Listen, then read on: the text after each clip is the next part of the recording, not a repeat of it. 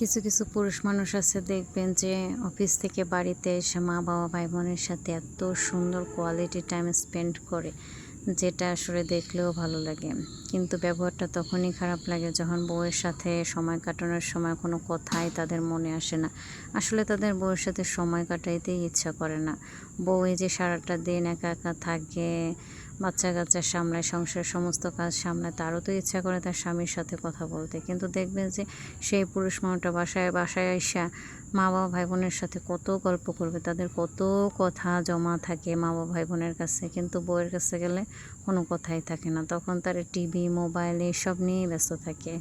তো এইগুলো আসলে দেখলে অনেক খারাপ লাগে। আসলে কিন্তু প্রত্যেকটা মুহূর্তেই শ্বশুরবাড়ির লোকজন বুঝাই দেয় যে তুমি একজন বাইরের মানুষ। রক্তের সম্পর্কই আসলে সবচেয়ে বড় সম্পর্ক। এর কাছে সমস্ত সম্পর্কই ক্ষীণ হয়ে যায়।